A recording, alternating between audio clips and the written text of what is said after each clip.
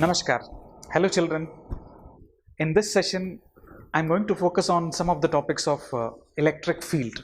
Obviously, it is the continuation of the previous session. In the previous session, we learned about Coulomb's law, properties of charges, and the facts related to charges. In this session, we are going to discuss some of the important topics of electric field. Yes, what is electric field? You know, what do you mean by a field? Field is basically a space or region around anything. You know, that is termed as a field. What do you mean by electric field? If I'm going to assume a point charge, say plus Q, what happens around the charge is termed as an electric field. So, how we can define electric field? Literally, electric field can be defined as the space or region around a charge up to which the electrostatic effect of that charge can be felt or experienced. That space or region is termed as electric field. Basically, it is the literal meaning of electric field. Later on, we are going to define what is electric field. Now, obviously, I'm going to speak about two important terminologies. One is source charge. I'm going to speak about source charge. Now, ultimately, I think the word itself makes a meaning. Source charge, the charge that creates or produces the electric field is termed as source charge. So obviously I'm going to term this plus Q as the source charge. Now the question arises, how to check there is a effect of this charge at this point or not. Say I'm going to consider a point P. Now I'm going to ask a question, is there any effect of this charge at this point? How we can obtain? Now I'm going to use one more charge and I'm going to name it as test charge. I'm going to name it as test charge. So obviously I'm going to mark it as Q naught. I'm going to mark it as Q naught. So the charge that is used to test the existence of electric field is termed as test charge. Once again children, I'm going to say the charge that produces the electric field is called the source charge. The charge that is used to test the existence of electric field at a point is termed as test charge. Now, the most important thing, what should be the value of test charge? What should be the value of test charge? I'm going to say the value of test charge should be vanishingly very small. It's the most important concept I'm going to speak about test charge. What should be the value of test charge? The value of test charge should be vanishingly very small. What do you mean by vanishingly very small? Obviously, the strength of that test charge should not disturb the position of the source charge. It should not disturb the position of the source charge. So ultimately, we have get into our content, what is test charge and what is source charge. Now we are going to define what is electric field intensity. Yes. Now I'm going to define electric field intensity. Now what is the literal meaning? Already I said, it is the space or region around a charge up to which the electrostatic force of that charge can be felt or experienced. That was the literal meaning of electric field. Now we are going to define electric field, or I'm going to say more technically it is electric field intensity. So what is electric field intensity? What I'm going to assume, say at a point, what is the electric field intensity? I'm going to keep a test charge. I'm going to keep a test charge. Then I'm going to calculate what is the force experienced on that test charge gives a measure of electric field intensity. I'm going to explain once again. Say if F vector is the force acting on the test charge, then electric field intensity is defined by F vector by Q naught. Now already I said what should be the nature of test charge. Nature of test charge, I said it should be vanishingly very small. For that I am putting limit Q naught tends to 0, and that becomes the formula for electric field intensity. So once again, what is electric field intensity? Electric field intensity at a point due to a source charge is defined as the force experienced per unit positive test charge placed at that point. I think the definition makes you very clear about the concept of electric field. So how we can measure electric field? The thing is very simple. At the position, you keep a test charge, get what is the force experienced by that test charge gives a measure of electric field intensity. Now once again, what is the significance of this limit Q naught tends to 0? The most important fact you should know, this shows that the value of test charge should be vanishingly very small. The value of test charge should be vanishingly very small. What is the reason I stated while defining electric field? What is the reason? I think you can guess very easily. The value of test charge should be vanishingly very small. The reason is it does not disturb the position of the source charge. If the value is large, surely it will disturb the position of the source charge. For that reason, the value of test charge should be vanishingly very small, and that is indicated by limit Q naught tends to 0, and that becomes a simple definition of electric field intensity. Now I'm going to say what will be the unit for electric field intensity. You know, force is measured in Newton. Charge is measured in Coulomb. So obviously the SI unit for electric field intensity is Newton per. Now I'm going to speak what is the physical significance of electric field. Obviously we are defining electric field, we are having a formula for electric field. Now ultimately we should know what is the physical significance of electric field. Ultimately, you know, if two charges are separated at a certain distance, there exists a force of attraction or repulsion, and that is termed as action at a distance. What I'm going to use a terminology, action at a distance, means whenever two charges are separated by a certain distance, they exert force over each other, and that is termed as action at a distance. So ultimately the concept of electric field helps us to find the mechanism. It helps us to find the mechanism by which the charges exerts force on one another. What is the first thing I am going to get from the concept of electric field? It shows how the charges exerts force over one another. Number two, the second physical significance is it is an alternative to Coulomb's law. Basically, it is an alternative to Coulomb's law. This means I can find what is the force acting on one charge due to the other in terms of electric field produced by it. So once again, I am going to repeat what are the two physical significance of electric field. Number one, the first thing is it shows the mechanism by which the two charges exerts force on one another. Number two, as an alternative to Coulomb's law, we can find the electrostatic force on one charge due to other in terms of electric field produced by it. So these are the two physical significances of electric field. Yes, sir. Yes. Now I'm going to derive an expression for electric field due to a point charge. So students, this is our first derivation related to electric field. So I'm going to derive the expression for electric field due to a point charge. For this, what are the considerations? I'm going to consider a coordinate frame.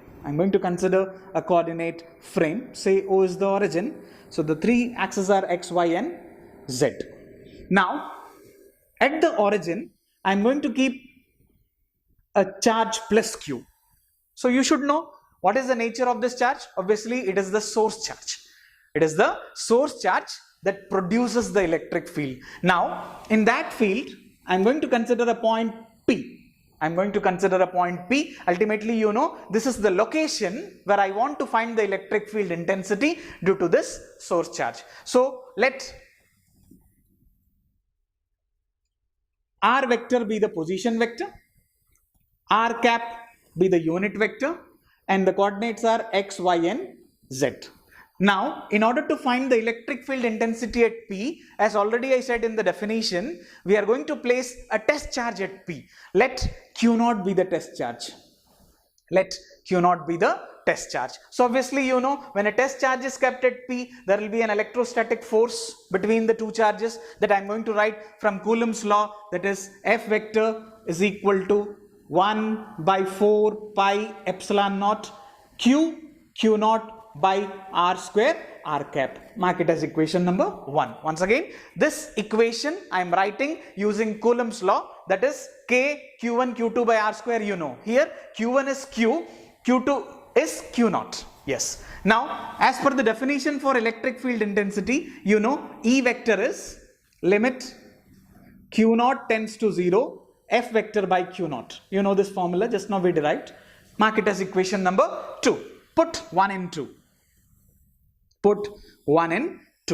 What will we get? Same thing you may be obtaining F. So E vector is equal to 1 by 4 pi epsilon naught Q naught by R square R cap by Q naught. So ultimately Q naught gets cancelled. So what I am getting is E vector is equal to 1 by 4 pi epsilon naught Q by R square R cap. This is the expression for electric field intensity due to a point charge. Now, if I'm going to get the magnitude only, just remove the vector and the unit vector. So ultimately, a very simple form of electric field due to a point charge is E is equal to 1 by 4 pi epsilon naught Q by R square. Simplicity, we can write E is equal to K Q by R square. Yes, from the expression of electric field intensity, what I am getting is, what is the first information? The electric field due to the point charge is spherically symmetric around the point charge. Number 2, you are able to see E is inversely proportional to R square. That clearly shows that the magnitude of electric field decreases with increasing distance. Yes, mathematically these are the two important consequences of the expression. Now I am going to represent electric field. How an electric field is represented? Say, I am going to take an isolated positive charge. So I am going to use different arrows to represent electric field. So near the charge, the value of electric field will be stronger. So I am going to use bigger arrows.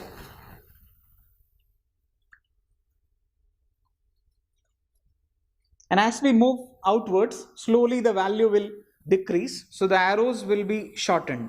Like this is the representation of electric field due to an isolated positive charge. Same, if I am going to speak about a negative charge, all the arrows will be inwards.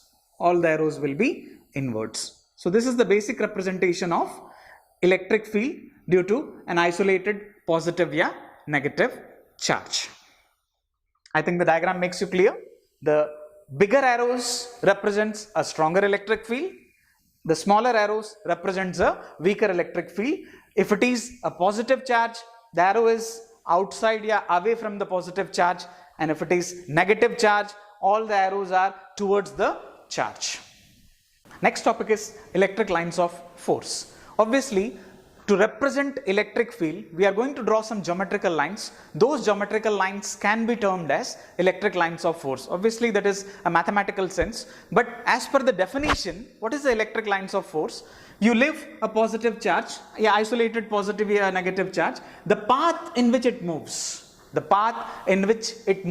represents electric lines of force. So once again, I am going to explain the same fact. What is electric lines of force? It is the path along which an isolated charge would move if it is free to do so. That becomes a technical definition for electric lines of force. But in a very simple language, electric lines of force are basically the geometrical pattern to represent electric field. Now I am going to discuss what the electric lines of force represent. Obviously, the electric lines of force represents the direction of electric field. This electric lines of force points towards the direction of electric field. Now a question comes, always the lines of force may be straight, it may be curved also. The thing is, it may be straight, it may be curved. If it is straight, the arrowhead will be clearly indicating the direction of electric field. If it is curved, at a point, if I want to know the direction of electric field, you draw tangent to the point with respect to the electric lines of force represents the direction of electric field. Once again, I am going to repeat the most important content. What is electric lines of force? You leave a positive charge or you leave an isolated charge. The path along which it moves represents the electric lines of force. Second thing I said, the electric lines of force may be straight or it may be curved. If it is curved, what about the direction of electric field at a point is obtained from the tangent. Now I am going to speak some of the important properties of electric lines of force. The very first property, always the electric lines of force starts from positive charge and ends at negative charge. Once again, the origin is the positive charge and the termination is the negative charge. The second property, always the lines of force originates or terminates at right angles to the surface. What I am saying is, once again, how the origination or termination is with respect to the surface at right angle. This is the second property. What about the third property? Electric lines of force do not pass through a conductor. Electric lines of force do not pass through a conductor. Once again, this is the most important property. Ultimately, I am going to get a consequence of this. This means inside a conductor, the electric field is zero. Since the electric lines of force do not pass through a conductor, the electric field inside the conductor is zero. The fourth one, the fourth most important property, I am going to represent two lines of force never intersect each other. Two lines of force never intersect each other. The reason I am going to speak, why? let us suppose that the two lines of force intersects. So you can see at the point of intersection, there will be two directions of electric field, which is not possible. This means for a single point, there may not be two direction, and that is the reason that two lines of force never intersect each other. I'm going to get in the next property. Now, let us suppose that the field lines are drawn like this. Here, the field lines are drawn like this. Obviously, the relative closeness of field lines gives a measure of strength of the electric field. What I'm saying once again, how close the electric field lines gives a measure of electric field intensity. Now, if they are closer, the electric field is stronger. If they are far apart, the electric field is weaker. So ultimately, I'm going to get a very important property. The relative closeness of field line gives the strength of electric field. Where the field lines are closer, the electric field is stronger. Where the field lines are far apart, the field is weaker. The next most important property, if you consider two lines of force, they always contracts longitudinally. We are going to explain in the next diagrams what is this property. Electric lines of force always contracts longitudinally, and one more important last property, they exert lateral pressure over each other. They exert lateral pressure over each other. I'm going to explain these two properties in the next topics. The next topic is, what about the different shapes of field lines?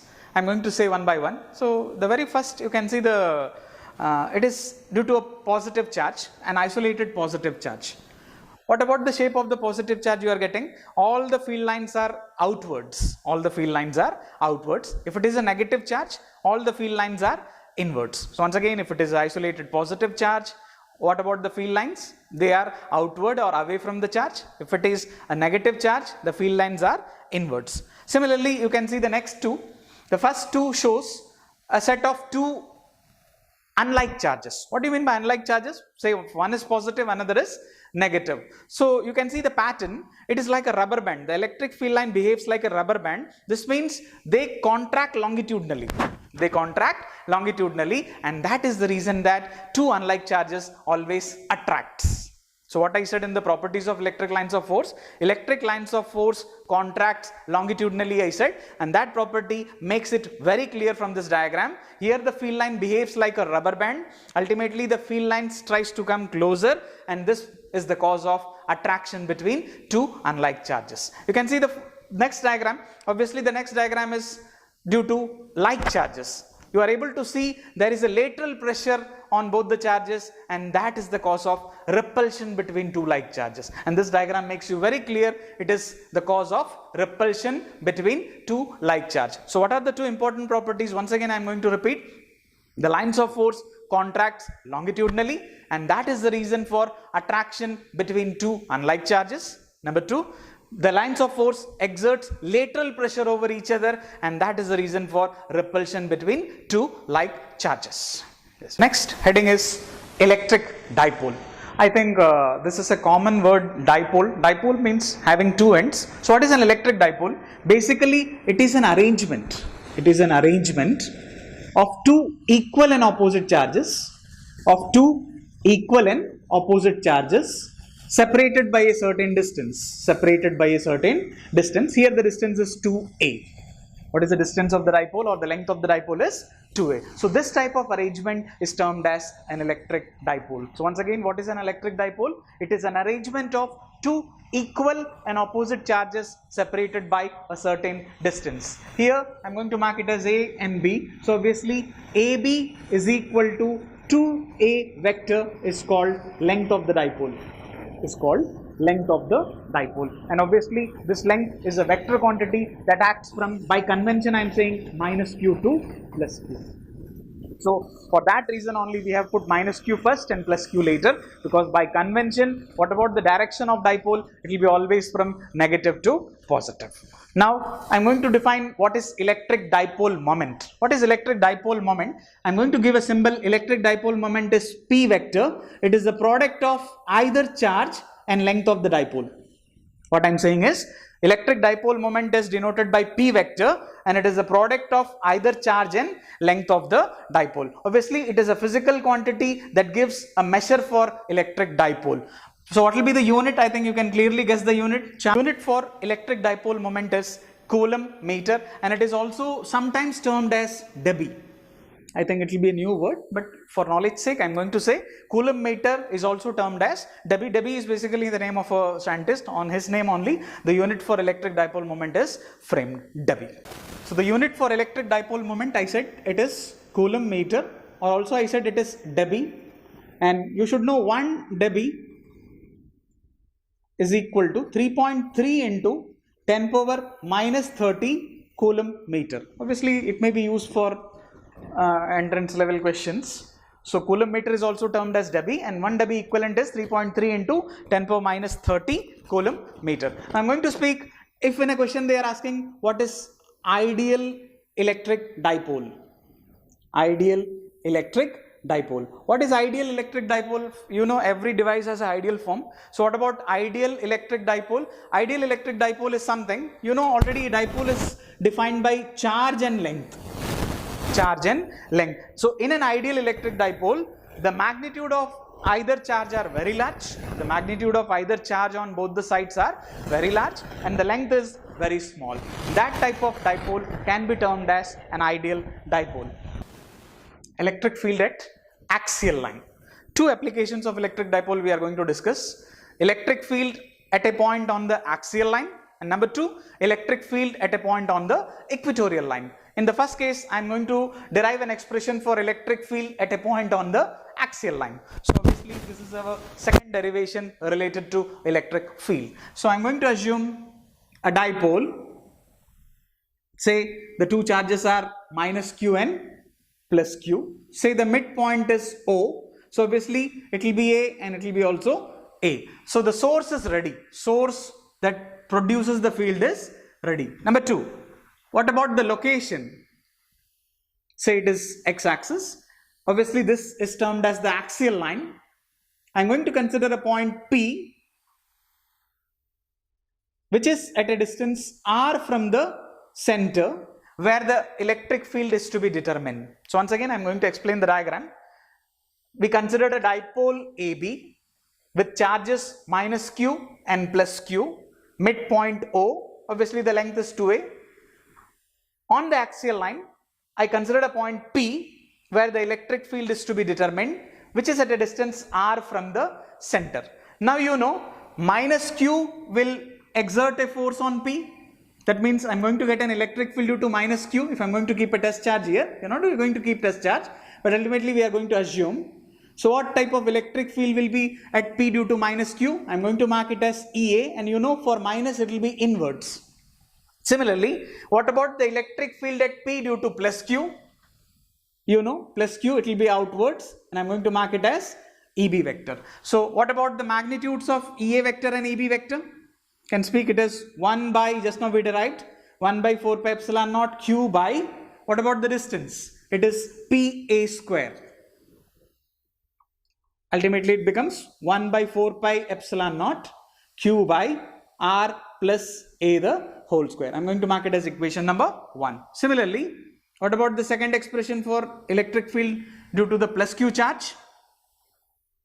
It is 1 by 4 pi epsilon naught q by PB square, and if I'm going to put the value, it is q by r minus a the whole square. Mark it as equation number 2. Now these are the magnitudes of EA and EB. Now I'm going to speak what about the resultant electric field. Now you can see at the point P, obviously there is a tug of war. EA and EB are acting oppositely. So what about the magnitude will be the differences of the two, that is EB vector minus EA vector.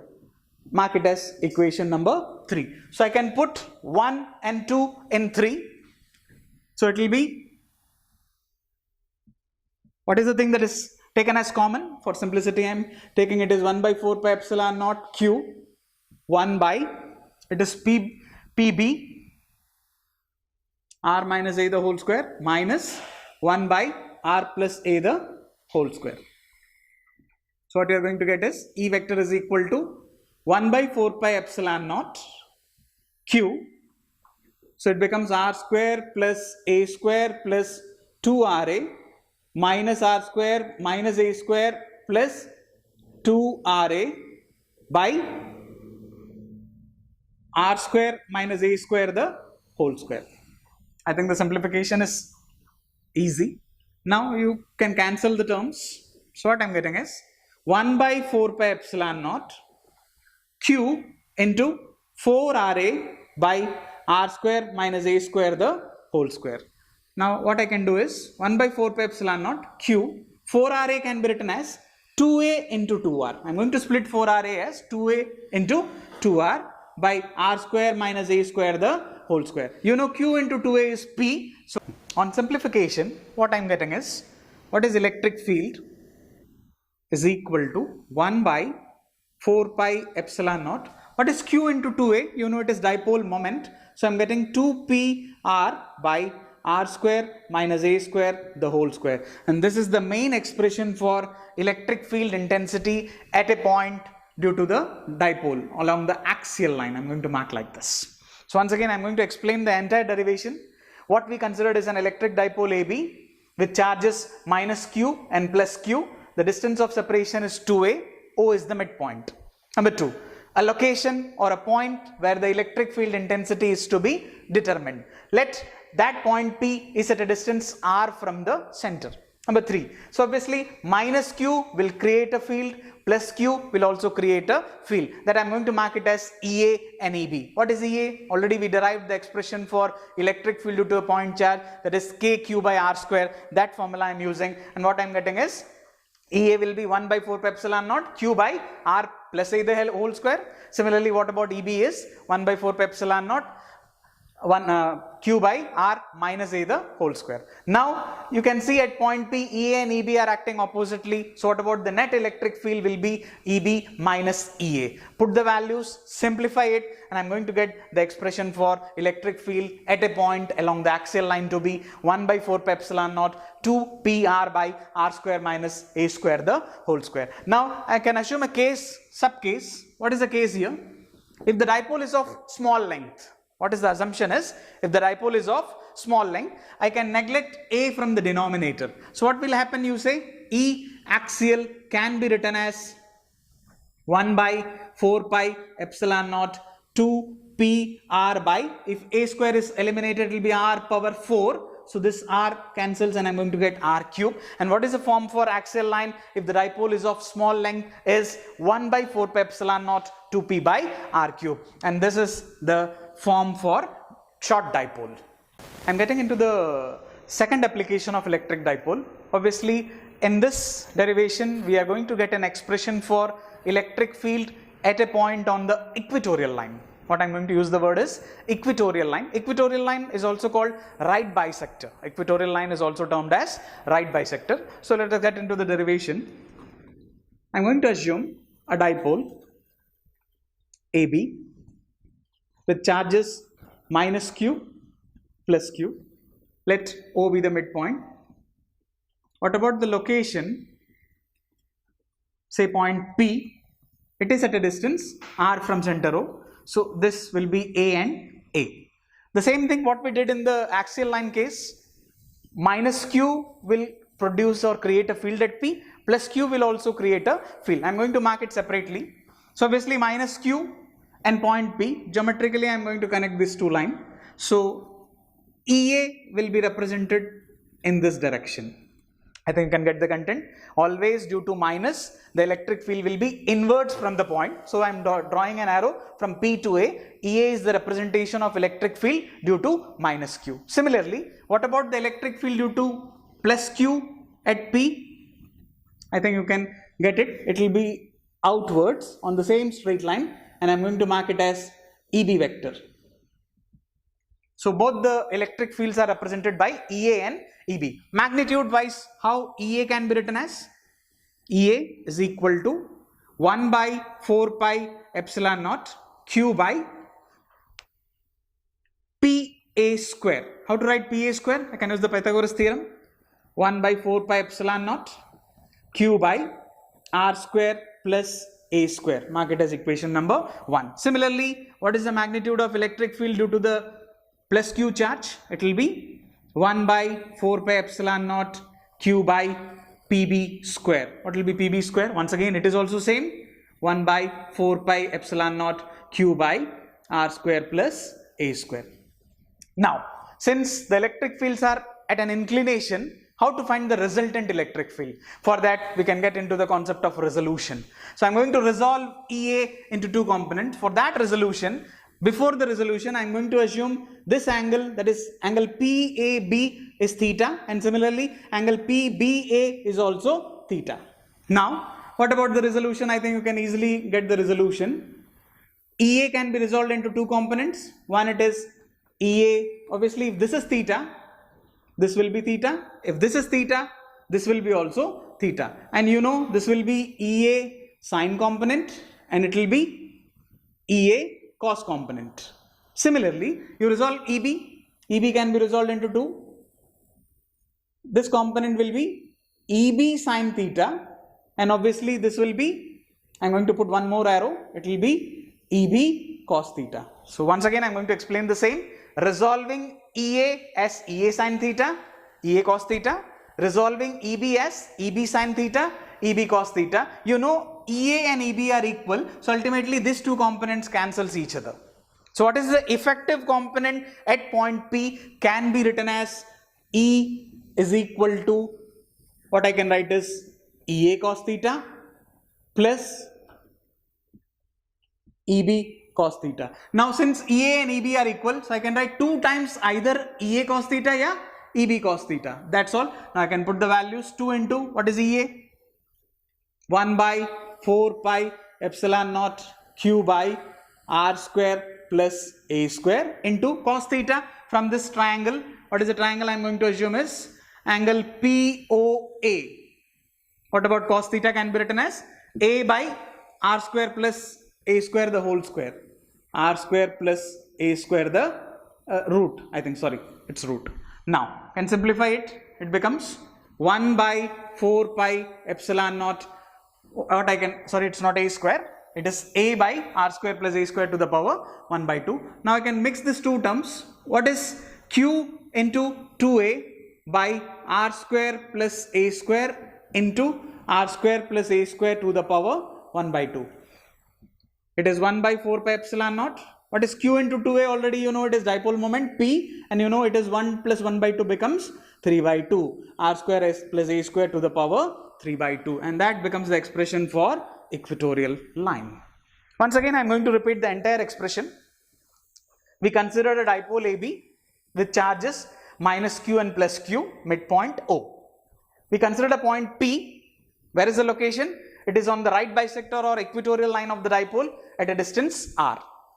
Obviously minus q produces a field at P, that is EA, and I am going to write it as 1 by 4 pi epsilon naught q by r square plus a square. Similarly, plus q also produces an electric field at P, and I am going to write it as EB. It is 1 by 4 pi epsilon naught q by r square plus a square. Now since there is an inclination between the two electric field, the net electric field can be obtained by resolving the two fields. How to resolve we know. Obviously for that I am assuming the angle PAB, angle PBA are theta. So by alternating and corresponding angle, this two will be theta. So if I am going to resolve EA, it will be EA sin theta, EA cos theta. If I am going to resolve EB, it will be EB sin theta and EB cos theta. Since EA and EB are equal, these two components cancels out. The left out components are EA cos theta and EB cos theta. So ultimately the total electric field will be 2 EA cos theta. Why I am writing this? Because EA and EB are equal, so I can take any one component. Finally, by putting the values, I am going to get the expression for equatorial line as 1 by 4 pi epsilon naught P by r square plus a square to the power 3 by 2. Here also we are going to discuss the same case if the dipole is of small length. If the dipole is of small length. So what happens? I am going to neglect a square from the denominator. So what will happen? You say, what is E equatorial is equal to 1 by 4 pi epsilon naught P by r square to the power 3 by 2. So it cancels off. So what I am getting? It is 1 by 4 pi epsilon naught P by r cube. Once again I am going to write it as 1 by 4 pi epsilon naught P by r cube. In the axial line case, we get 1 by 4 pi epsilon naught 2p by r cube. In the equatorial line, we are getting 1 by 4 pi epsilon naught p by r cube. And this is the expression for equatorial line case. I am going to come to the end of this session. Before ending the session, let us check our learning, because in the last session also we put some questions for learning check. Here also I am going to put some questions for learning check. What is the first question is, what is a point electric dipole? I think it will be a new term, point electric dipole. Obviously electric dipole is basically a separation. So what will be a point electric dipole? It is nothing but it is an ideal electric dipole. What is ideal electric dipole? Already I discussed. Ideal electric dipole, obviously if the magnitude of the charge on either side is very large and the separation is very small, that type of dipole is called an ideal electric dipole, and that ideal electric dipole is only termed as a point electric dipole. Yes. I can get into the second question. If in a question they are asking what is the ratio of strength of electric field at a point on the axial line to the equatorial line in case of electric dipole. I think you can get into the second question. What is the ratio of strength of electric field at a point on axial line and at a point at the same distance on equatorial line of an electric dipole of very small length? That's a very important thing, because we derived two sets of formula, one for normal length and one for smaller length. So here the question is for very smaller length dipole, so we are going to use the case formula. So what was E axial? I think you know E axial is K into 2p by r cube. What about E equatorial is equal to K into p by r cube. So I think the thing will be cancelling everything, r cube. So it will be 2:1.